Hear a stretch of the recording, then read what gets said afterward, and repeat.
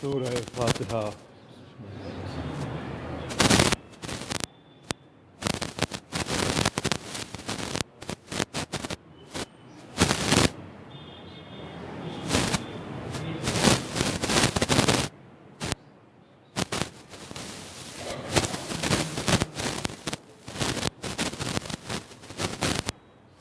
ला हौला वला कुव्वता इल्ला बिल्लाहिल अलिय्यिल अज़ीम।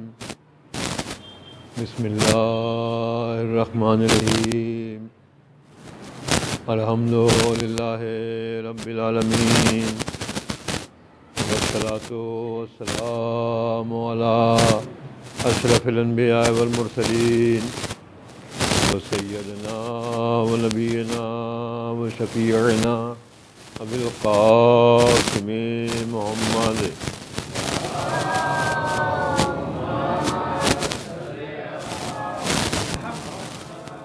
व अहले बैतिही तय्यबीन अत्ताहिरीन व लानतुल्लाहि अला अअदाइहिम अजमईन।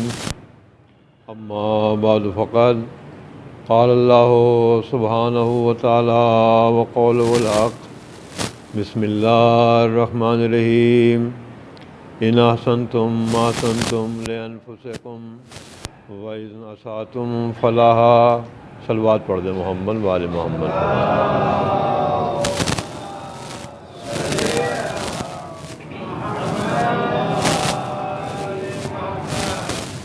सूरह अल-हम्द और सूरह तौहीद की तिलावत फरमा कर उसका सवाब मरहूम पियार अली इब्न ज़ुबैर भाई वसाया, मरहूम ज़ुबैर भाई इब्न अली भाई वसाया, मरहुमा अमीना बानो बिनते हसन अली दाऊदानी, मरहूम हाजी मासूम अली इब्न वीरजी भाई फराजानी, मरहुमा हाजियानी कुलसूम बानो बिनते जाफ़र वसाया और कुल मरहूम मोमिनीन व मोमिनात की रूह के लिए सूरह फातिहा का सवाब इरशाद फरमा दें।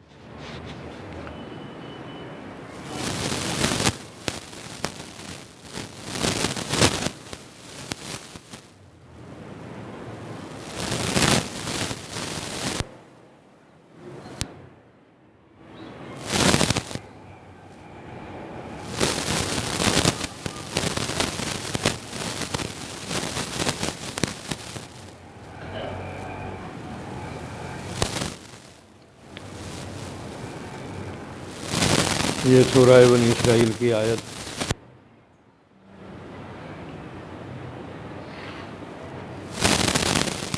जिसमें कायनात के खालिक और कायनात के मालिक ने यह इरशाद फरमाया है कि इंसान की भलाई, इंसान की निजात, इंसान की खुशनसीबी इस बात में है कि इंसान अपनी ज़िंदगी बुरे किरदार के साथ नहीं, अच्छे किरदार के साथ गुजारे। सूरह मरियम में इरशाद हुआ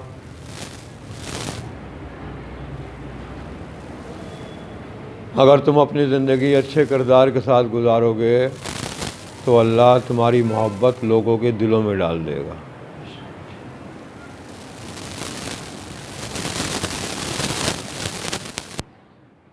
नेक किरदार की, अच्छे किरदार की एक जज़ा ये है कि जो अच्छी ज़िंदगी गुजारता है अल्लाह की तरफ से उसकी मोहब्बत दिलों में डाली जाती है,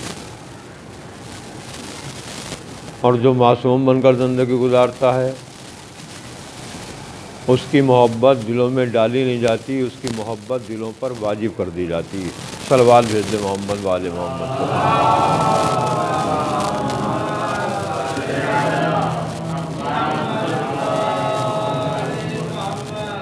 तो इंसान की भलाई, इंसान की बेहतरी इसमें है कि ज़िंदगी को बुराई के साथ नहीं बल्कि अच्छाई के साथ गुजारे। लेकिन अजीज़ों, अच्छा किरदार मौकूफ़ है अच्छे ईमान के ऊपर।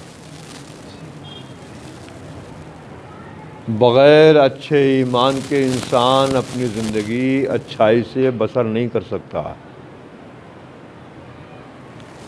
अच्छा ईमान ही इंसान को अच्छे किरदार का मालिक बनाता, और बरसों का ईमान नहीं, लम्हों का ईमान। देखिए, अच्छा किरदार सबब मोहब्बत भी है, वजह इज़्ज़त भी है,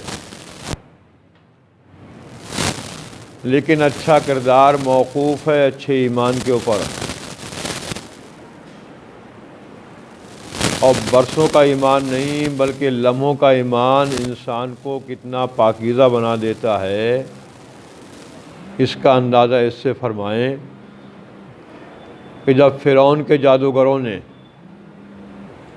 दरबार फ़िरौन में असाए मूसा को अजदहा बनते हुए देखा, तो उन पर यह साबित हो गया कि हक़ फ़िरौन के साथ नहीं बल्कि मूसा के साथ है।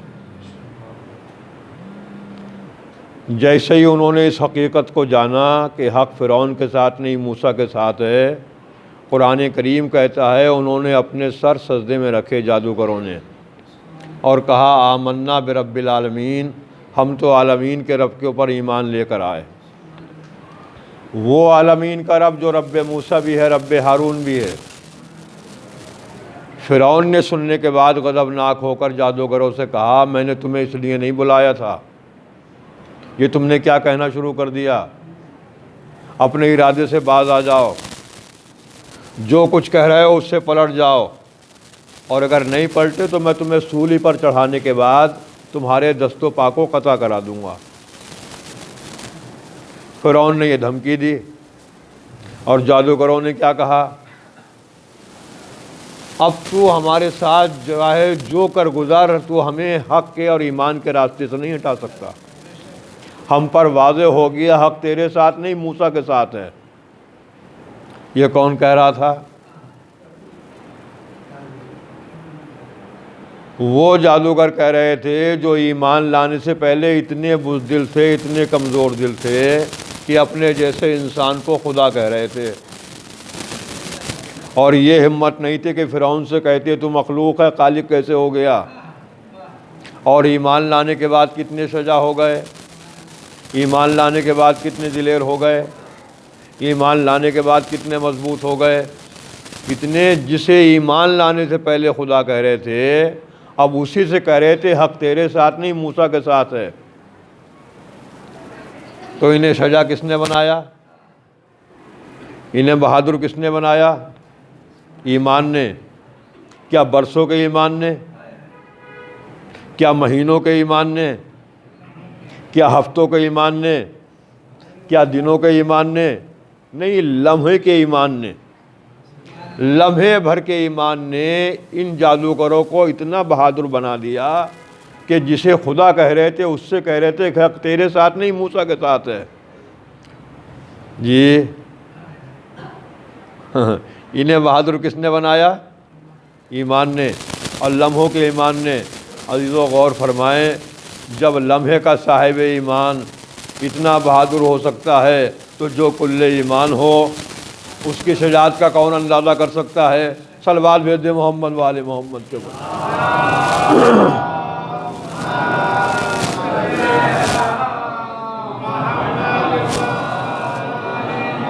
बस लम्हे का साहिब ईमान मुश्किलात में घिर जाने के बाद घबराता नहीं, मुस्कुराता। लम्हों का साहिब ईमान मुश्किलात में घिर जाने के बाद घबराता नहीं, मुस्कुराता है। और जो कुल्ले ईमान होता है वो ख़तरात में घिर जाने के बाद मुस्कुराता नहीं, इत्मीनान व सुकून की गहरी नींद सो जाता है। सलवात भेज दे मोहम्मद वाले मोहम्मद के ऊपर।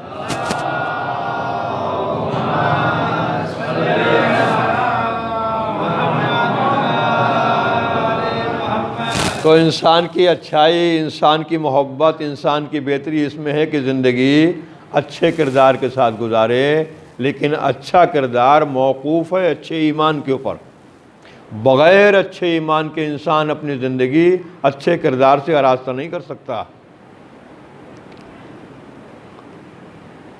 अच्छा किरदार के सिलसिले में देखिए, यहाँ उलमाए अखलाक ने कहा देखिए, इंसान की भलाई, इंसान की बेहतरी, इंसान की निजात अच्छे किरदार पर है। लेकिन चंद चीज़ें हैं जो इंसान को अच्छे किरदार से दूर बना देती हैं, दूर कर देती हैं। चंद बातें ऐसी हैं। कभी इंसान बुरे माँ बाप की वजह से बुरा बनता है।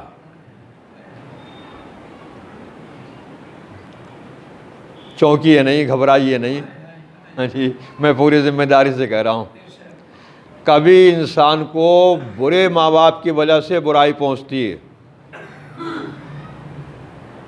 इसे इस तरह समझें कि जिस तरह जिस्म की बहुत सी बीमारियां औलाद में आ जाती हैं, उसी तरह से अखलाक व किरदार की अच्छाई भी औलाद में आ जाएगी, बुराई भी औलाद में आ जाएगी। सलवात भेज दे मोहम्मद वाले मोहम्मद के ऊपर।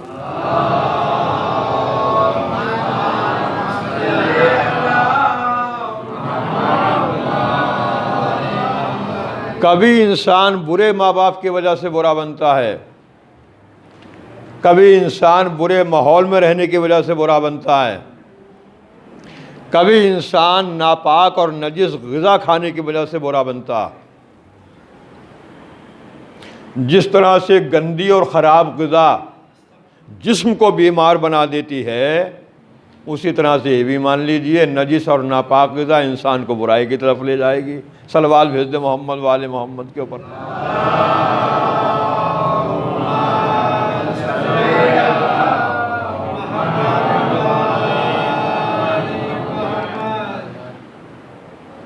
सरबराह ममलकत ने, मैं नाम नहीं लूँगा, सिर्फ मैंने जुमला अर्ज़ किया, जो हुकूमत का सरबराह था,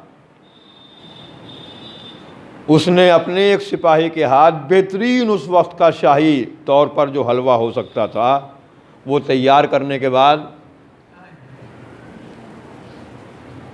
अबुल अस्वद दौली के मकान पर भेजा कि जो मौलाए कायनात के सच्चे और अच्छे चाहने वाले थे।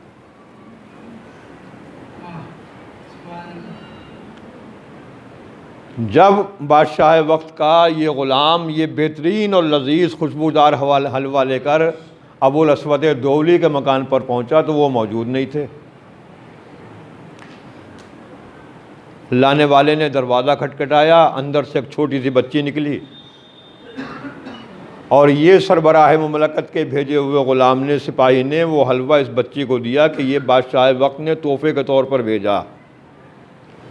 बच्ची हलवा लेकर अंदर पहुंची, जिससे बेहतरीन खुशबू आ रही थी। बच्ची ने खुशबू को महसूस किया, छोटी सी बच्ची थी, और उसने उस हलवे में से थोड़े से हलवे के ज़र्रात अपनी ज़बान पर रखे। इधर उसने ये ज़र्रात अपनी ज़बान पर रखे और अबुल अस्वद दौली मौलाए कायनात के चाहने वाले मकान में दाखिल हुए। देखा बच्ची के सामने हलवा रखा हुआ है बेहतरीन, और उसमें से उसने कुछ ज़र्रे उठाने के बाद अपनी ज़बान पर रख लिए। अली के इस चाहने वाले ने बेटे से मालूम किया, बेटी यह कैसा हलवा है? कहा बाबा ये बादशाह वक्त ने भेजा है, हाकिम वक्त ने भेजा। कहा बेटी जो ज़र्रात, जो हलवे के ज़र्रात उन्हें ज़बान पर रख लें, उन्हें थूक दे, ये तेरे हल्क से नीचे नहीं उतरने चाहिए, इन्हें फ़ौरन मुँह से बाहर निकाल दे। इसलिए कि ये हलवा इसलिए भेजा गया है ताकि ये हलवा अगर हमारे हलक से उतरकर शिकम में चला जाए तो हमारे दिलों से अली की मोहब्बत चले जाएगी। अहले बैत की मोहब्बत पाक दिलों में रहती है, नापाक दिलों में नहीं रहती। सलवात भेज दे मोहम्मद वाले मोहम्मद के ऊपर। ये भेजे इसलिए है।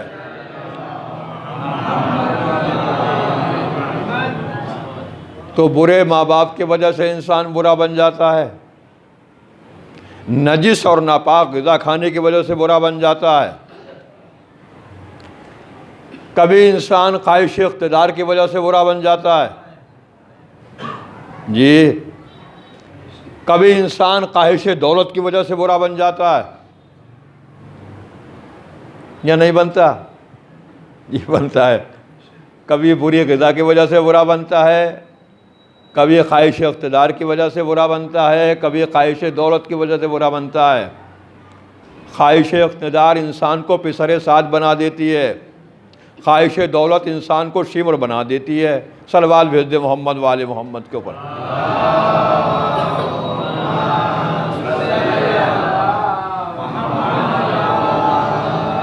तो बेहतर है कि हम अपनी ज़िंदगी पाको पाकीज़ा तौर पर गुजारें अगर अहले बैत के चाहने वाले हैं, और हमारे सरों पर किसी का हक नहीं होना चाहिए। बस एक इशारा रब्ते में साहिब, ये शब जुमा एक शख्स ने सफ़र पर जाते हुए अपनी एक रकम अपनी बस्ती के एक आलिम के पास रखी। मैं सफ़र पर जा रहा हूँ, ये मेरी रकम है, सफ़र से वापस आने के बाद मैं अपनी रकम को आपसे ले लूँगा, इतने मेरी रकम अमानत करो तौर पर आप रख लें। आलिम ने कबूल कर लिया। लेकिन चंद महीने के बाद जब ये शख्स सफ़र से वापस आया तो इसे मालूम हुआ कि उस आलिम का इंतकाल हो चुका है जिसके पास वो रकम रखी थी, अमानत रखी थी। बेटों से मालूम किया, सफ़र पर जाते हुए मैंने अपनी एक रकम अमानत के तौर पर आपके वालिद के पास रखी थी, अगर बताया हो तो मुझे वापस कर दें। बेटे ने कहा, आपकी रकम के बारे में हमारे वालिद ने हमें कुछ नहीं बताया। अब ये परेशान था कि वो आलिम जो अपनी नेकी की वजह से, परहेजगारी की वजह से, इल्म की वजह से पूरे इलाके में मशहूर था, और उसने मेरी रकम के बारे में अपनी औलाद को कुछ बताया नहीं, इंतकाल कर गया। बता के तो जाना चाहिए था किसकी कौन सी रकम मेरे पास है। लेकिन खुशनसीब था, अगर मुश्किल आन पड़ी थी तो मुश्किल कुशा का ज़माना मौजूद था। ये सफ़र का तय करके मदीने पहुंचा, खिदमत इमाम ज़ैनुल आबिदीन अलैहिस्सलाम में पहुंचा।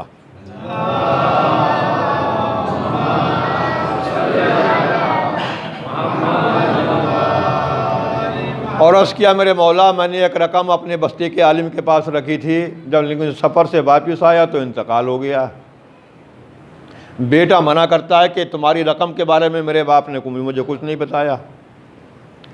मौला, रकम इतनी है कि मैं उसे आसानी से फरामोश नहीं करता, नज़रअंदाज नहीं कर सकता, मेरी पूरी ज़िंदगी का निज़ाम ख़राब हो जाएगा अगर वो रकम मुझे नहीं मिलती है। इमाम ने फरमाया, आलिम के बारे में ख्याल किया था, नेक समझते तो बुरा समझते थे। मौला नेक समझता था तभी तो उसे अमीन बना लिया। सलवात भेज दे मोहम्मद वाले मोहम्मद के ऊपर।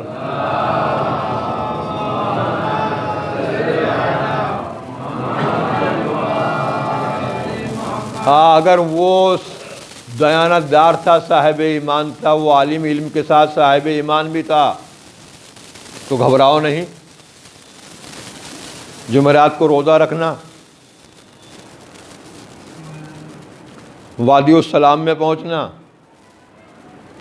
नमाज मगरिबैन अदा करना, उसके बाद 2 रकत नमाज इस तरीक़े से पढ़ना और उस आलिम का नाम लेकर आवाज़ देना। अगर रूह वहाँ होगी तो उससे अपने अमानत के बारे में मालूम कर लेना।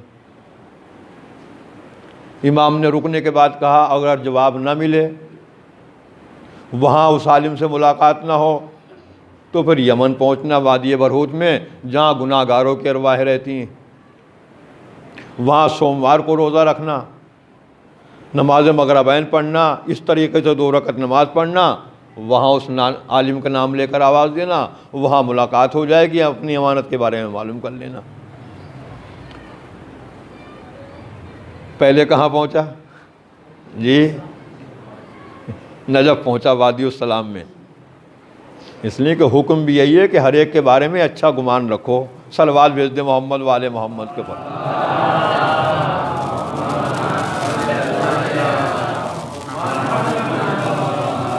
हर एक के बारे में अच्छा ख्याल रखो, अच्छा गुमान रखो। तुम्हें अपने गुनाहों का यकीन है, दूसरों के बारे में गुनाह का यकीन नहीं कर सकते, उसके बारे में अच्छा सोचो। ये नजफ़ आया, रोज़ा रखा, रोज़ा अफ्तार किया, मगरिबैन की नमाज़ पढ़ी, 2 रकत नमाज जैसे इमाम ने बताई थी वैसे अदा की। अब इसने आवाज़ दी तो कोई जवाब नहीं मिला। इसकी और हैरत हुई कि जिसे मैं नेक समझता था, पूरा इलाका परहेजगार समझता था, उसकी रूह को तो यहाँ होना चाहिए था जहाँ नेकों की अरवाह रहती हैं, नजफ़ में, वादियुस्सलाम में। लेकिन इमाम ने कहा था अगर वहाँ मुलाकात ना हो तो यमन पहुँचना। ये यमन पहुँचा, सोमवार को रोज़ा रखा, अफ्तार करने के बाद 2 रकात नमाज मगरिबाइन अदा की, 2 रकात नमाज पढ़ी, आवाज़ दी उस आलिम का नाम लेकर, तो एक आग का शोला सामने आया और कहा बंदे खुदा मैं मौजूद हूँ और देख मैंने तेरी अमानत में ख़यानत नहीं की है। तेरी अमानत मेरे मकान के फ़लाँ हिस्से में महफूज है, बस मौत ने मुझे मोहलत नहीं दी कि अपने बेटे को तेरी अमानत के बारे में बता देता। अमानत में ख़यानत नहीं की, मैंने बर्बाद नहीं किया है, तेरी अमानत महफूज है और मेरे मकान के फ़लाँ हिस्से में रखी हुई है, मेरे बच्चे को जाकर बता देना, वो उठाकर तुझे दे देगा। इसने कहा जनाब अब अपनी अमानत के बारे में नहीं मालूम करना चाहता,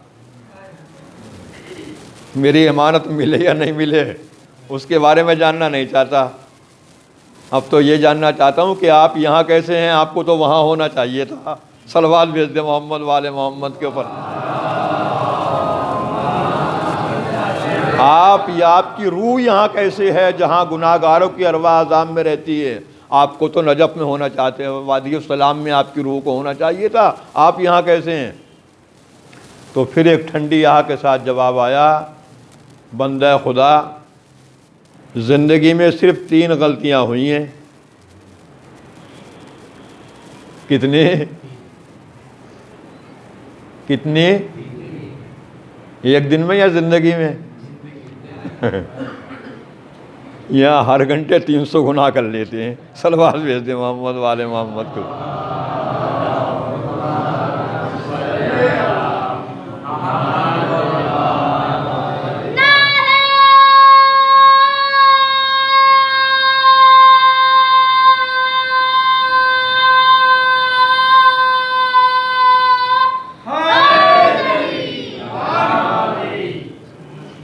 पूरी ज़िंदगी में 3 गलतियाँ हुई हैं जिसकी वजह से मेरी रूह को यहाँ अज़ाब में वादी बरहूत में तुम देख रहे हो।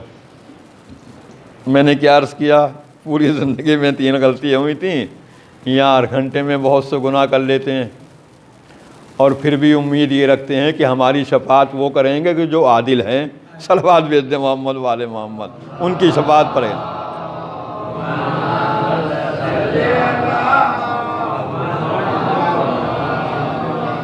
खुदाए आदिल से, इमाम आदिल से उम्मीद रखते हैं कि वो हमारी शिफाअत कर लेगा कि जो आदिल है। कहा कौन कौन सी गलतियां हुई हैं? कहा भाई पहली गलती तो ये है कि जिस बस्ती में मैं रहता था उसी बस्ती में दूसरे आलिम भी रहते थे, जिनके बारे में मेरा ख्याल ये था कि इनका इल्म मुझसे कम है, मेरा इल्म इनसे ज़्यादा है, ये मुझसे इल्म में कम है। एक रोज़ रास्ते में वो सामने से आ रहे थे, मैं इधर से गुज़र रहा था, मैंने उन्हें आते हुए देखा और मैंने सोचा जब ये इल्म में मुझसे कम है तो ये मुझे सलाम करें, मैं इन्हें सलाम क्यों करूं? इन्हें मुझे सलाम करना चाहिए इसलिए कि इनका इल्म मुझसे कम है। ये पहली गलती जी। दूसरी गलती यह है कि जिस महल्ले में मैं रहता था उसी महल्ले में दुकान था जिससे मैं कुछ सामान ख़रीदता था। मरने से कुछ वक्त पहले मैंने उस दुकानदार से कुछ सामान ख़रीदा उधार के तौर पर और मुझे मौत आ गई, अपने बच्चों को बता नहीं पाया। थोड़ा सा सामान ख़रीदा, कितना था? थोड़ा सा ख़रीदा और कीमत नहीं रही। पूरी दुकानें और जायदादें हज़म करने के बाद निजात की उम्मीद रखते हैं। सलवात भेज दे मोहम्मद वाले मोहम्मद। पूरी दुकानें।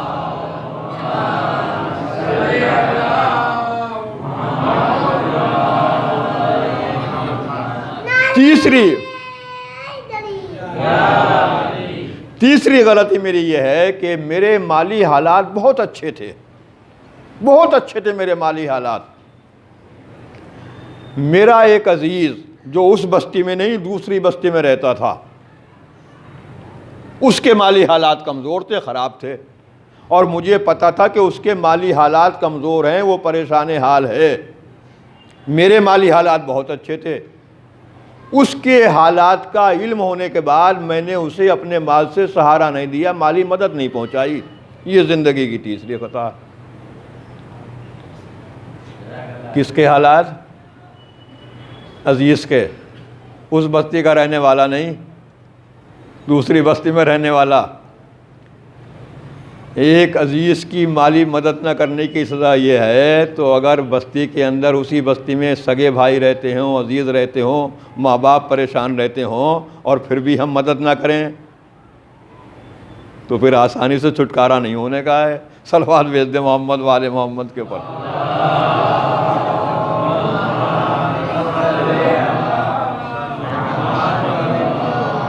मैंने रजूला में आज ही पढ़ा, उसे आपके सामने दोहरा दूँ। मौलाए कायनात के फ़ज़ाइल इस लायक हैं कि हम वज़्न में आ जाएं। बेशक जितना फ़ज़ाइल पढ़े जाएं, सुने जाएं, हमारे ईमान में इजाफ़ा होता है। खूब हम नारे लगाते हैं, ये लगाना भी चाहिए, मैं मना नहीं कर रहा हूँ। और नारे इसलिए लगाते हैं कि हमारा ज़ाकिर हमसे कहता है, हमारा ज़ाकिर हमसे कहता है कि मैं फ़ज़ाइल पढ़ रहा हूँ और दोनों हाथ उठाकर नारे लगाइए, उठाकर। नहीं लगाए तो अपनी माँ के बारे में सोचने, माज़ल्ला माज़ल्ला। ये सब कुछ हमारे सामने होता कि नहीं होता? भाई अगर ऐसे नारा लगाना ये हलाल ज़्यादा होने की अलामत है, तो ये ज़ाकिर जब दूसरे के मजलिस में बैठा हुआ होता है तो ये नारा क्यों नहीं लगाता? सलवात भेज दे मोहम्मद वाले मोहम्मद के, इसे भी तो लगाना चाहिए। अपनी मजलिस में नारे लगवाने वाला जब दूसरे के मजलिस में होता है तो बिल्कुल खामोश होकर बैठ जाता है, फिर नारे नहीं लगाता। जी तो ये तमाशा हो रहा है, होशियार बन के रहिए। सलवात भेज दे मोहम्मद वाले मोहम्मद के।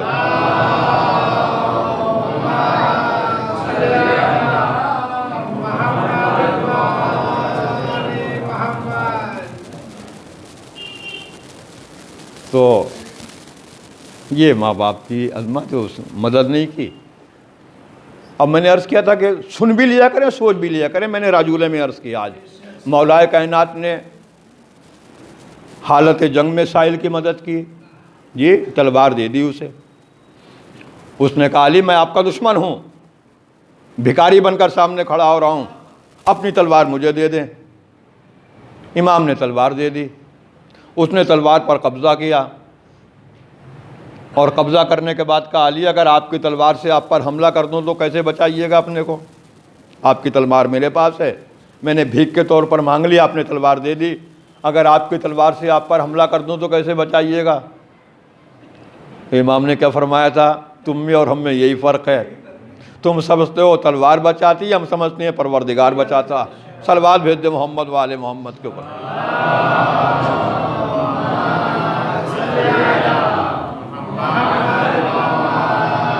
उसने तलवार पर कब्ज़ा करने के बाद कहा अली मैंने आपसे तलवार की भीख मांगी, मेरा जंगी धोखा भी हो सकता था, ये जंगी धोखा देना चाहा, आपने मुझे तलवार दे दी।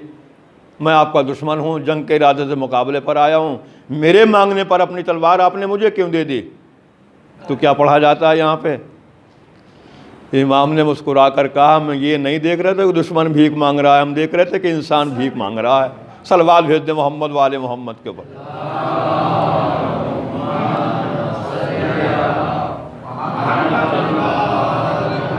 तो ये तो मैदान जंग की सकावत है। इमाम मस्जिद में नमाज़ पढ़ रहे हैं, मस्जिद नबवी में, हालत रुकू में है। साहिल आया, उसने सवाल किया और जब किसी ने तवज्जो नहीं की तो उसने मस्जिद से ये कहते हुए जाना चाहा कि माबूद तेरे घर में आया था, सवाल किया था, खाली हाथ जा रहा हूँ। तो इमाम ने क्या किया? क्या ज़बान से कहा जाओ नहीं, मेरी उंगली से अंगूठी ले लो? क्या ज़बान से कहा इमाम ने? नहीं, इशारा किया, मेरी उंगली से अंगूठी ले लो, खाली हाथ मत जाओ। और उसने इमाम के इशारे को समझ लिया और इमाम की उंगली से अंगूठी ले ली। इंसाफ से बताएं, अगर इमाम ये इशारा ना करते और ये इशारा करते, रुके रहो, जाओ मत, जल्दी जाने में जल्दी मत करो, मैं नमाज को तमाम कर लूँ, तुम्हारे सवाल को पूरा कर दूंगा। तो जो उंगली से अंगूठी लेने के इशारे को समझ रहा था वो इमाम के ठहरने के इशारे को भी समझ जाता कि इमाम फरमा रहे हैं जाओ नहीं, ठहरे रहो, मैं नमाज को पूरा करूं, तुम्हारे सवाल को पूरा कर दूंगा। लेकिन इमाम ने उसे ठहरने का इशारा नहीं किया। क्या इशारा किया? मेरी उंगली से अंगूठी ले लो, ये इमाम ने इशारा किया और उसने ले ली।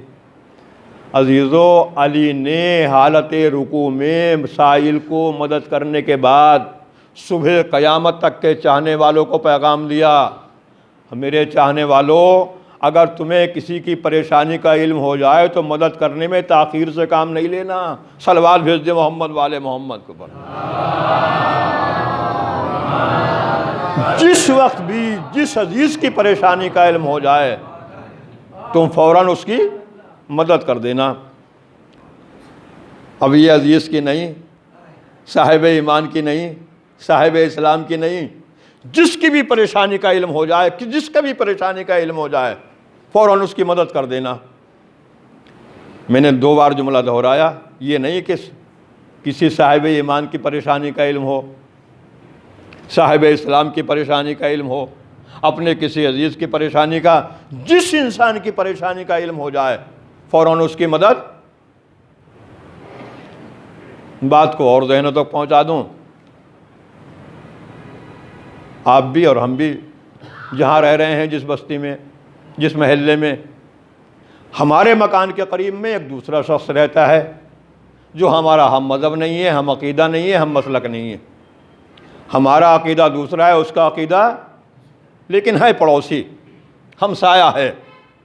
अक़ीदा नहीं, उसका मज़हब दूसरा है, हमारा मज़हब दूसरा, दोनों का मज़हब अलग है जी।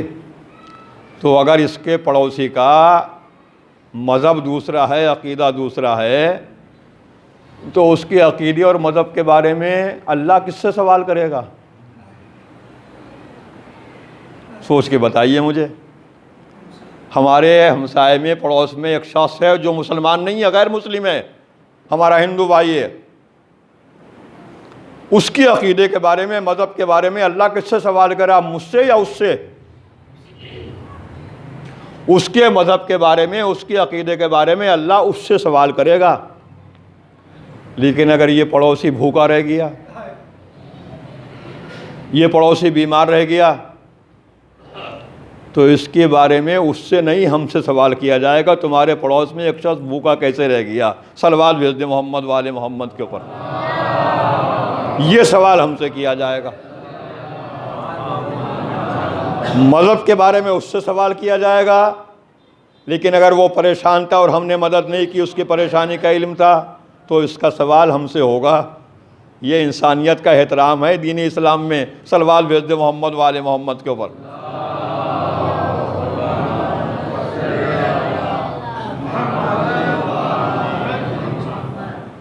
तो ये परेशानी का मुझे इल्म था, मैंने मदद नहीं की उस अपने अजीज़ की। ये 3 गलतियाँ हो गई हैं। अगर तू मेरे साथ कोई एहसान कर सकता है तो इतना कर के जिनके मैंने हुकूक अदा नहीं किए हैं मुझे माफ़ करा दे। ये पलट कर आया, उस बस्ती के आलिम से मिला कि फ़लाँ आलिम का इंतकाल हो गया। एक मरतबा रास्ते से गुज़रते हुए उन्होंने ये सोचा था कि ये मुझे सलाम करें, मैं इन्हें सलाम नहीं करें, क्या आप उनकी ख़ता को माफ़ करते हैं? उसने कहा मुझे एहसास भी नहीं कब ऐसा हुआ है, अगर इस वजह से वो अज़ाब में है तो मैंने माफ़ किया। ये दुकानदार से मिला कि फ़लाँ आलिम फ़लाँ शख्स ने तुम्हारी दुकान से कुछ सामान ख़रीदा था, लेकिन जाने के बाद घर पर मौत आ गई, वो बच्चों को नहीं बता सके, उनकी रूह जो अज़ाब में है, कि आप माफ़ करते हैं? इसने कहा मैंने माफ़ किया। ये उस अजीज़ से जाकर मिला जिसकी परेशानी का इल्म था लेकिन मदद नहीं की थी, और जाने के बाद का तुम्हारा फ़लाँ अजीज़ तुम्हारी मदद न करने की वजह से अज़ाब में है, क्या तुम माफ़ करते हो उसे? कहा ज़िंदगी में अच्छा बुरा वक्त तो आता ही है, अगर इस वजह से वो अज़ाब में है तो मैंने माफ़ किया। जब तीनों ने माफ़ कर दिया तो फिर ये वादी बरहूत में आया, फिर आवाज़ दी, अब कोई जवाब नहीं मिला। ये नजफ़ पहुँचा वादी उस सलाम में, और उस आलिम का नाम लेकर आवाज़ दी तो उसने देखा वही आलिम पाकीज़ा लिबास पहने हुए नूरानी चेहरे के साथ मेरे सामने आए, और आने के बाद कहा बंदा खुदा तेरा शुक्रिया, जब तूने उनसे मेरी खताओं को माफ़ कर दिया तो मेरी रूह को वहाँ से यहाँ पहुँचा दिया गया है। सलवात भेज दे मोहम्मद वाले मोहम्मद के ऊपर।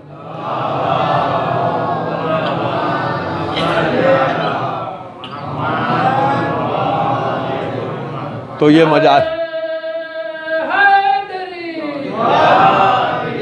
ये मजालिस हमारी दर्सगाह हैं, शोर मचाने के लिए नहीं है। पूरी जिम्मेदारी के साथ सुन लें, ये मजालिस जो हैं हमारी शोर मचाने के लिए नहीं है, नसीहत के लिए हैं, तालीम के लिए हैं, हिदायत के लिए हैं। अब यहाँ पर पढ़े लिखे हज़रात नौजवान भी हैं। मैंने एक जुमला कहा, शोर मचाने के लिए नहीं है। हमारा ज़ाकिर हमसे क्या कहता है, मजलिस हुसैन दर्सगाह है, मजलिस हुसैन दर्स की जगह है, दर्स दिया जाता है, दर्स लिया जाता है। ज़ाकिर दर्स कहता है, सुनने वाले दर्स, यानी पाठशाला है मजलिस हुसैन।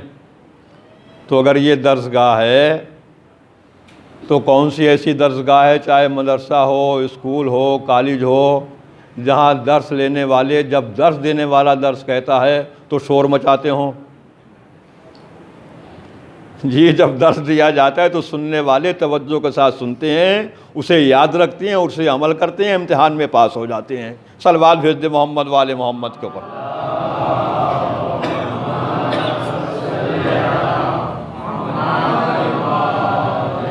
इसीलिए कहा गया हमेशा अच्छी बातों को सुनो, हमेशा अच्छी बातों को सुनो। अच्छी बातें दिलों को जिंदा रखती हैं। बस एक इशारा, रब्ते मसाइब। ज़ाकिर की जिम्मेदारी है कि हमेशा अच्छी बातें नौजवानों के सामने, मजमे के सामने पेश करे। अच्छी बातें दिलों को हयात देती हैं, ज़िंदगी देती हैं, रूहों को बेदार करती हैं अच्छी बातें। ये हर ज़ाकिर की और हर शायर की जिम्मेदारी। किस तरह से एक जुमला जो है ज़िंदगी में इनकलाब पैदा कर देता।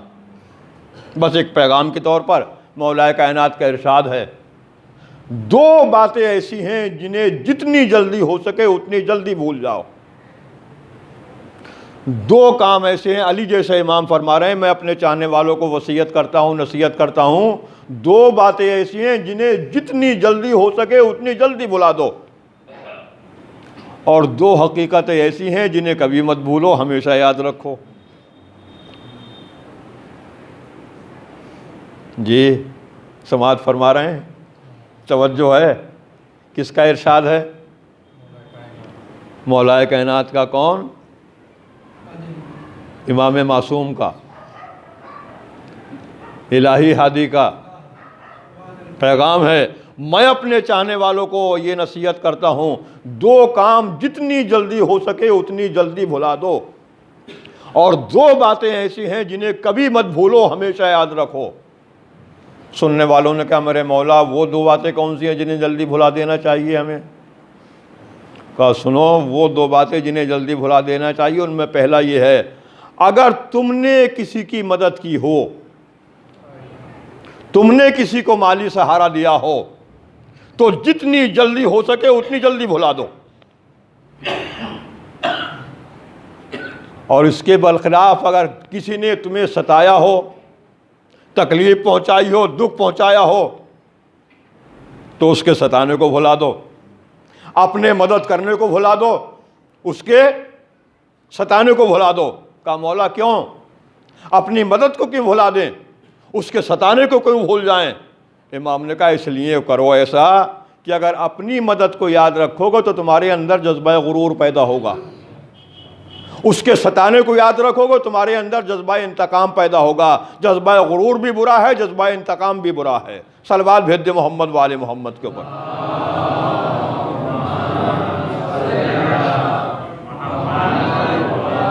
कहा, मौला ये तो भुलाने के लायक आपने बातें बता दी, वो कौन से बातें हैं जिन्हें कभी नहीं भूलना चाहिए, हमेशा याद रखना चाहिए हमें? कहा, देखो, जो बातें हमेशा याद रखो उनमें पहली ये है, एक अपने माबूद को मत भूलो, एक अपने मरने को मत भूलो। जब भी इंसान गुनाह करता है तभी करता है या तो अल्लाह को भूल जाए या मरने को भूल जाए। सलवात भेज दे मोहम्मद वाले मोहम्मद के ऊपर। तभी इंसान गुनाह करता है।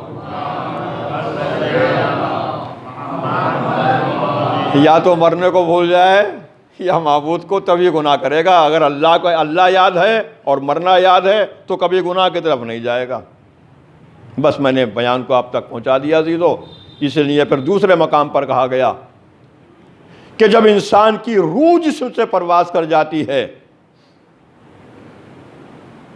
तो मरने वाला 3 आवाज़ें सुनता है।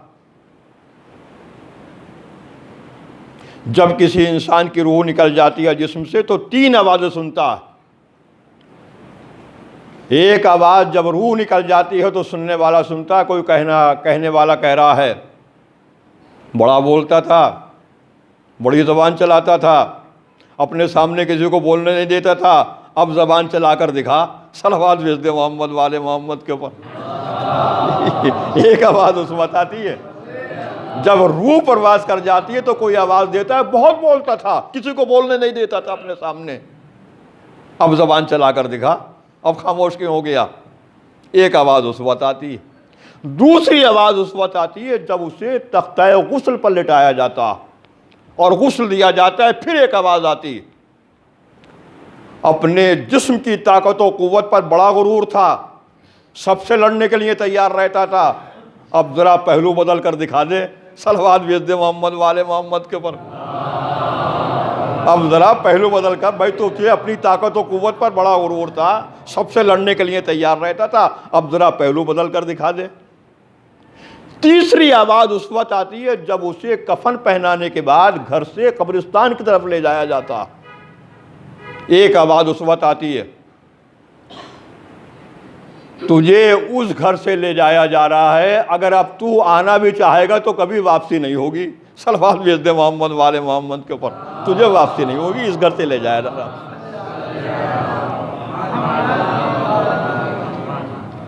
तो ये अजीज़ों पैगामात हैं। अगर ज़िंदगी ईमान के साथ है, अच्छाई के साथ है,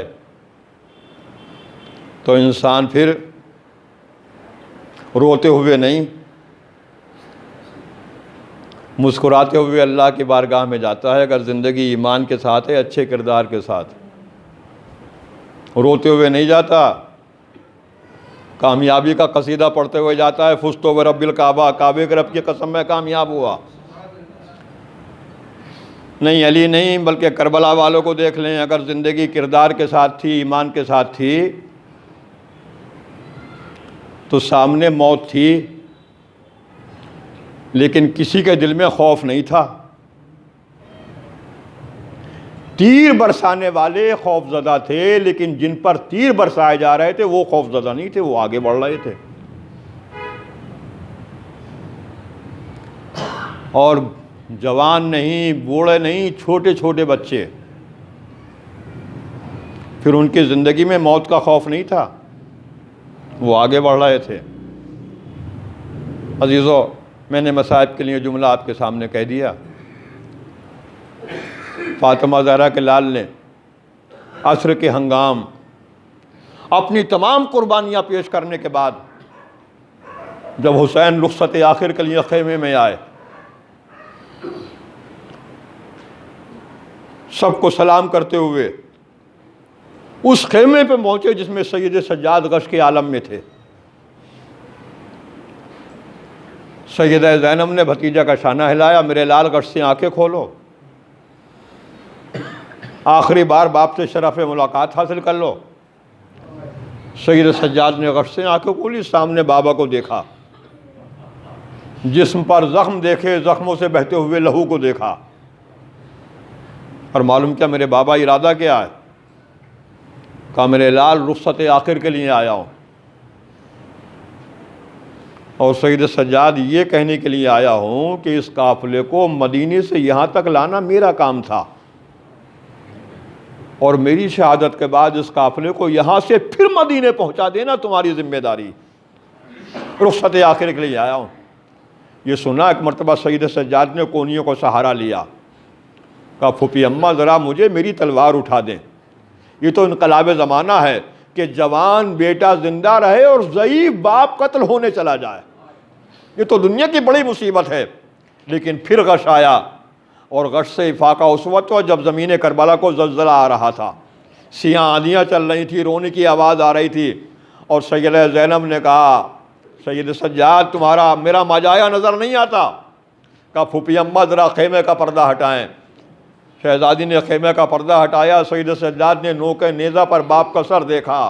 कहा अस्सलामु अलैका या अबा अब्दुल्लाह, अस्सलामु अलैका इब्न रसूलुल्लाह। ए मेरे बाबा, तुम्हारी मज़लूमियत, तुम्हारी तशनगी, तुम्हारी बेबसी। एक बार सूरह अल-हम्द और सूरह तौहीद की तिलावत फरमाकर जुमला मरहूमीन की अरवाह के लिए पढ़ दें।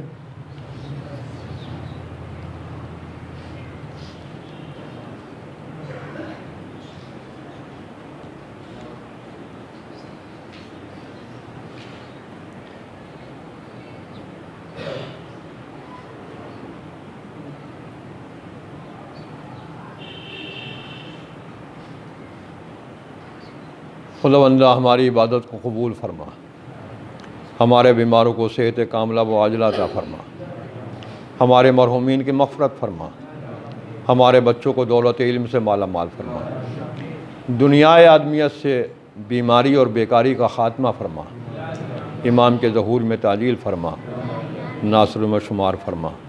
एक गुजारिश, जो हज़रात मौजूद नहीं थे लेकिन चंद हज़रात मौजूद थे उस वक्त जो गुफ्तगू हुई थी नमाज जमात के सिलसिले में, सबको तो मालूम नहीं है लेकिन चंद को मालूम है। ये उनके लिए अर्ज़ है कि मेरे समझने में गलती थी। कल एक गुफ्तगू हुई थी कि नमाज के वक्त को कुछ आगे बढ़ा दिया जाए, नमाज जमात के। मैंने समझा कि यह गुफ्तगू जो हो रही है नमाज सुबह के लिए हो रही है, और मैंने कहा बेशक अगर ये उम्मीद हो कि नमाजी बाद में ज़्यादा आ जाएंगे तो नमाज सुबह के वक्त को थोड़ा सा आगे बढ़ा दिया जाए। मैंने नमाज सुबह के बारे में समझकर और जानकर इस बात की तायीद कर दी थी, लेकिन मुझे बाद में मालूम हुआ कि ये नमाज सुबह के बारे में गुफ्तगू नहीं थी, नमाज ज़ोहर के बारे में थी। तो गुजारिश ये है कि नमाज ज़ोहर उसी वक्त पर होना चाहिए जो नमाज जुमा का अव्वल वक्त है। सलवात पढ़ दें मोहम्मद वाले मोहम्मद के ऊपर।